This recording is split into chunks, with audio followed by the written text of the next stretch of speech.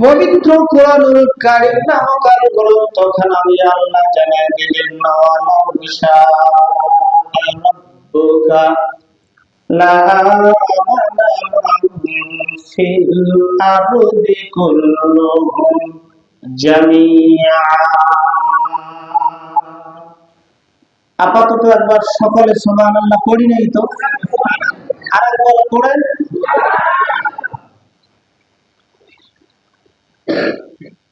আল্লাহ রাব্বুল আলামিন ইচ্ছা করলে বাঁচান আমাদের বাংলাদেশ, পাশে ভারত, সৌদি আরব, ইন্দোনেশিয়া, কুয়েত, কাতার, যত প্রকার দেশ আছে, যে কোনো দেশে যে কোনো মানুষ, সব মানুষকে মহান আল্লাহ রাব্বুল আলামিন ইচ্ছা করলে এক যুগে সকলকে ঈমান নামক সম্পদ দিয়ে তাকে ধন্য বানায় দিতে পারতেন। মুসলমান, মহান আল্লাহ রাব্বুল আলামিন তা করেন নাই। জাগতিক সম্পদ মহান আল্লাহ রাব্বুল আলামিন যাকে ইচ্ছা তাকে দান করতে পারেন, কিন্তু ঈমান নামের সম্পদ, ঈমান নামের দৌলত, ঈমান সকলে মহান আল্লাহ রাব্বুল আলামিন দান করেন না। তাই তো ভাইজান, রবীন্দ্রনাথ ঠাকুর নামে যে মানুষটি অনেকের শ্রদ্ধার পাত্র, কিন্তু বাপজান ঈমান না থাকার কারণে মহান আল্লাহ রাব্বুল আলামিনের কাছে তার কোনো পাত্রীয় দাম নাই। যাদের কলিজার মধ্যে ঈমান আছে, এই মানুষটা মহান আল্লাহর দরবারে তার দাম আছে না না?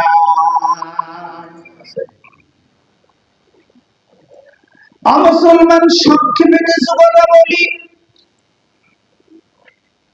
লক্ষ্য করবেন বাপজান, মহান আল্লাহ রাব্বুল আলামিন ডাক দিয়ে বলছেন, ওমা কানা লিনাফসিন আন তুমিনা ইল্লা বিইذনিল্লাহ। পড়েন সুবহানাল্লাহ, পড়েন। আল্লাহ ডাক দিয়ে বললেন, আমার ইশারা ছাড়া একটি মানুষ ঈমান গ্রহণ করতে পারবে না।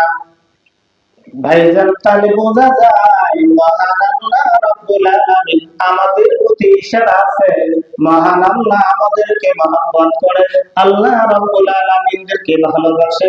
আমাদেরকে মহান আল্লাহ রাব্বুল আলামিন ঈমান নামক সম্পদ দিয়া, ঈমান নামক দৌলত দিয়া এই মানুষটাকে দুনিয়া আখিরাতে শান্তি দান করে দেয়। জোরে বল সুবহানাল্লাহ। ঈমান সকলে পাবে না। আমার বন্ধুগণ, আমার ভাইজান, লক্ষ্য করবেন, বুঝার জন্য একটু কথা বলে দেয়। জুনাইদ বাগদাদী নামে একজন মানুষ ছিলেন, আল্লাহর বন্ধু ছিলেন জুনাইদ বাগদাদী রাহমাতুল্লাহ আলাইহি। অনেকে জানেন, অনেকে জানেন না। ভাইজান লক্ষ্য করেন, কান লাগাই শুনেন, জুনাইদ বাগদাদী রাহমাতুল্লাহ আলাইহির দরবারের মধ্যে হঠাৎ করে একজন ইহুদি চলে আসলেন। জুনাইদ বাগদাদী রাহমাতুল্লাহ আলাইহি তাদের দরবারে তালিম দিচ্ছেন, তরবিয়ত দিচ্ছেন। এমন সময় যাতায়াত করে একজন ইহুদি মানুষ আসে। হঠাৎ করে একদিন দেখা যায় ইহুদি নাই, আমার পরের দিন এসেছে। জুনাইদ বাগদাদী রাহমাতুল্লাহ আলাইহি বললেন, হুজুর গো, ও হুজুর, আমাকে আজকে একটু ছুটি দেন, আমার একটু ছুটি লাগবে। জিজ্ঞাসা করল, কেন, তার কারণ কি?